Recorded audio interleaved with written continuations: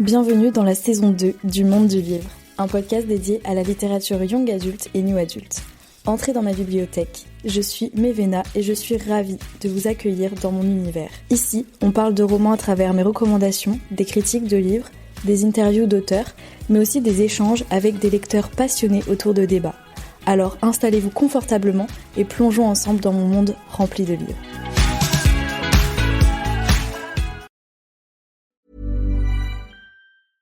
Un simple swipe peut tout changer. Un match Tinder. Et j'ai pas seulement rencontré quelqu'un, on a aussi déniché un resto italien de folie. Et maintenant le foot, c'est devenu notre truc. Je l'avais pas vu venir. Découvrez des possibilités inattendues avec Tinder. Quelle que soit la destination, tout commence avec un swipe. Télécharge Tinder dès maintenant. Bonjour à tous et bienvenue dans un nouvel épisode du Monde du Livre.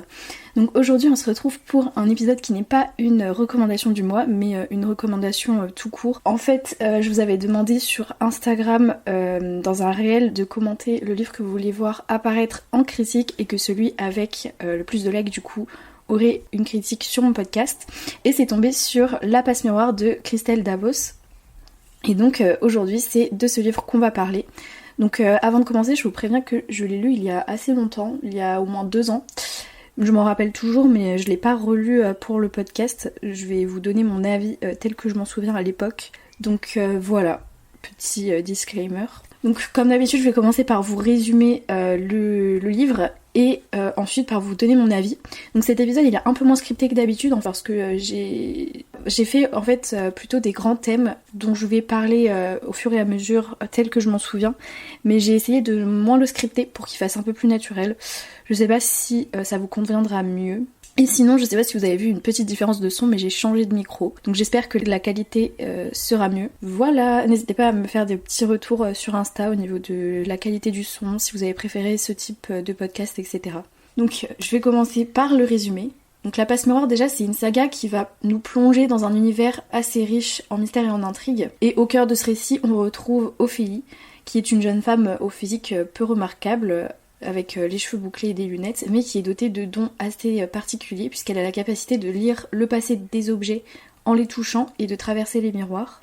Donc l'histoire se passe dans un monde où les grandes familles possèdent des pouvoirs uniques et sont gouvernées par des esprits de famille, et Ophélie appartient donc à la lignée d'Artémis, et son existence paisible au sein du musée où elle exerce en tant que liseuse est bouleversée lorsque les doyennes de sa famille décident de la fiancer de force à Thorn, un membre du clan des dragons. Donc contrainte de quitter sa famille et son univers familier, Ophélie va se retrouver propulsée dans la Citaciel, qui est la capitale flottante du pôle, là où habite son futur mari, Thorn. Et donc elle ignore encore les véritables motivations derrière cette union arrangée et elle va devenir rapidement une sorte de pion dans un complot mortel. Le pôle se révèle être un monde terrifiant où règnent les illusions, les mensonges et les manipulations, et Ophélie se retrouve à naviguer dans ce milieu où les faux semblants sont assez prédominants, mais épaulée tout de même par Thorn, son fiancé qui est assez austère, et Bérénild qui est une figure assez théâtrale mais à la beauté envoûtante et à la nature un peu calculatrice. Et donc à travers les péripéties de cette héroïne assez maladroite, on va être en fait entraîné dans un tourbillon d'événements avec de la ruse, de la cruauté et parfois aussi de la tendresse. Et l'auteur va nous dépeindre un monde baroque, gothique, peuplé de personnages complexes avec de multiples facettes, où chaque pas en fait d'Ophélie est semé d'embûches et de dangers. Et donc Les Fiancés de l'hiver nous offrent une plongée immersive dans un monde fantastique, avec de la magie, du suspense, de la romance,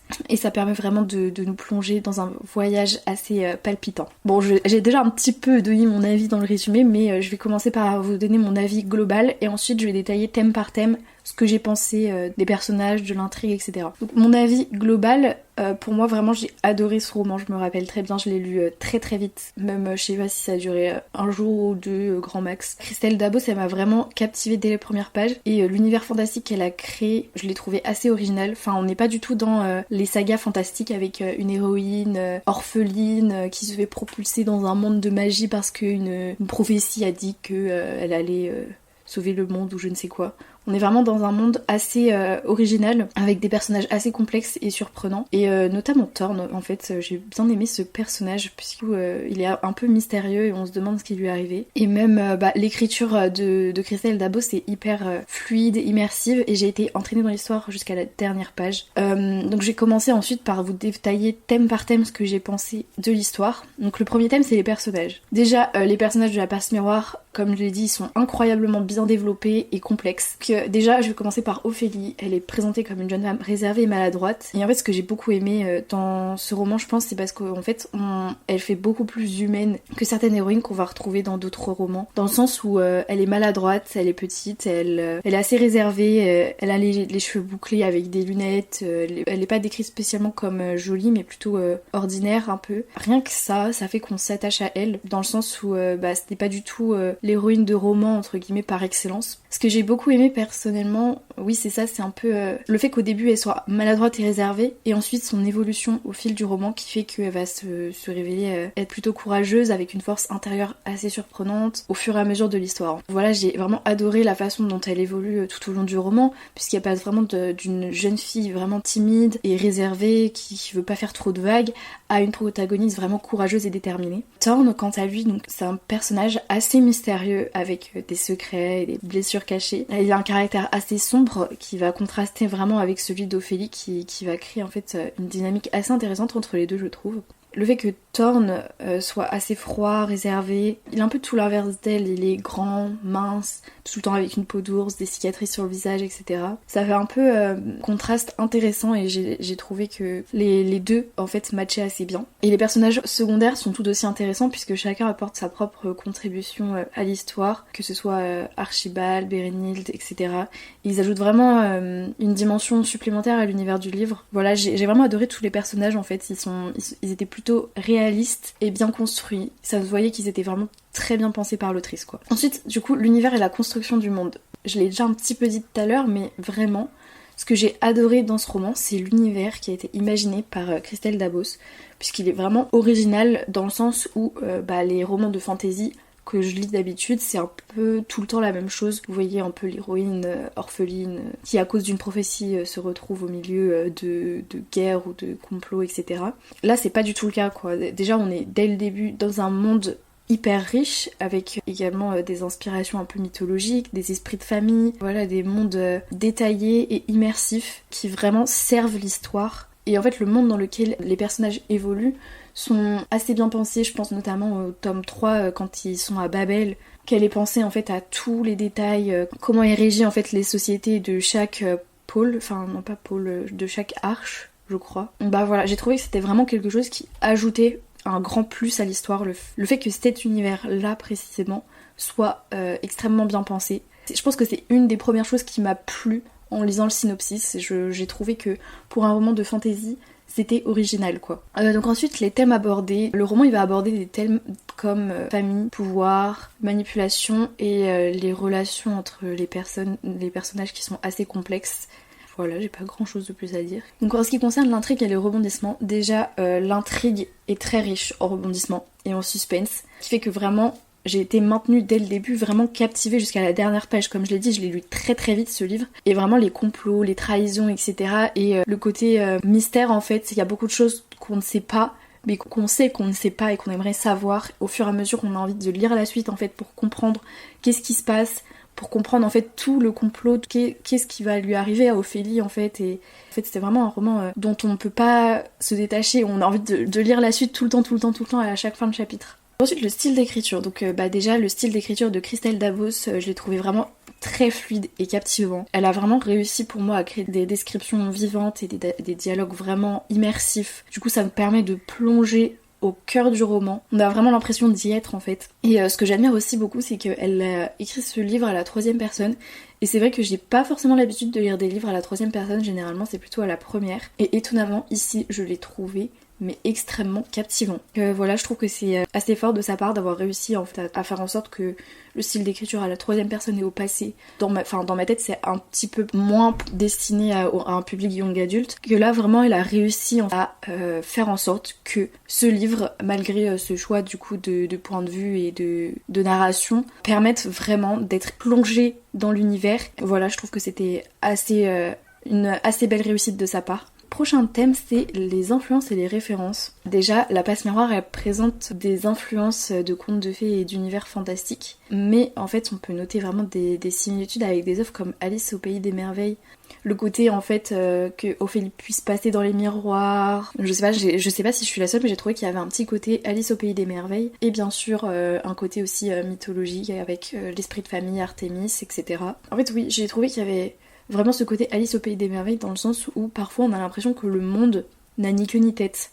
C'est un petit peu entre guillemets le bazar, mais un bazar compréhensible avec l'autre côté, etc. Enfin, sans vouloir vous spoiler, il y a vraiment un univers qui est créé, qui est parfois un peu incompréhensible, mais comme c'est un monde fantastique et de fantasy, on se pose pas forcément de questions, on dit bon, ok. Et voilà, le monde est assez loufoque parfois, ça me faisait un peu rire. Ça m'a vraiment fait penser à Alice au Pays des Merveilles. Donc je sais pas si c'était vraiment volontaire de la part de l'auteur. Voilà, moi c'est mon avis, j'ai trouvé qu'il y avait quand même une petite touche de Alice au Pays des Merveilles. Pour conclure, vraiment j'ai adoré ce livre, comme je l'ai dit, j'ai vraiment été immergée dedans à fond. Je vous le conseille à 100%. Déjà pour les fans de fantasy qui chercheraient quelque chose d'un peu plus original que les fantaisies qu'on peut croiser d'habitude, mais aussi pour les fans de fantastique, de science-fiction, etc. puisque c'est pas du tout un roman de fantasy comme on a l'habitude d'en voir. Je pense que ça peut plaire à beaucoup de personnes dans le sens où généralement les gens sont parfois un petit peu saoulés entre guillemets que ce soit toujours les mêmes histoires en fantasy. Et là, comme ça sort vraiment de l'ordinaire, je pense que ça peut vraiment plaire à beaucoup de personnes. N'hésitez pas à l'emprunter, à l'acheter, n'importe quoi, à le lire. C'est un livre qui m'a énormément marqué, même aujourd'hui. Je peux encore en parler alors que ça fait 2 ans que je l'ai lu quand même. Et voilà quoi, c'était vraiment un livre assez riche, très intéressant à lire. Vraiment de A à Z, tout est vraiment bien pensé, bien réfléchi et bien écrit. Bon, il est pas non plus parfait, je pense que si je cherchais vraiment, je pourrais trouver des défauts, mais moi pour l'instant j'en ai pas trouvé.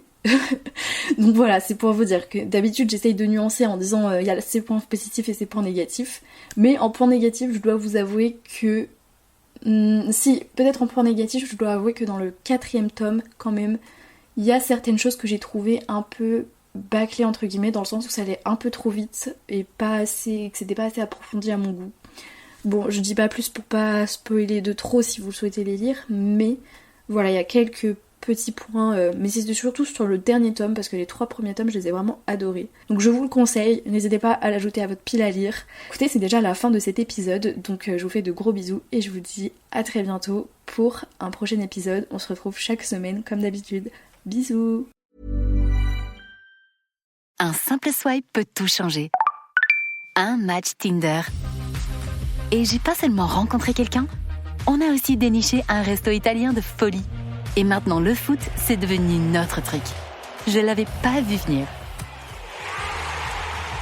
Découvrez des possibilités inattendues avec Tinder. Quelle que soit la destination, tout commence avec un swipe. Télécharge Tinder dès maintenant.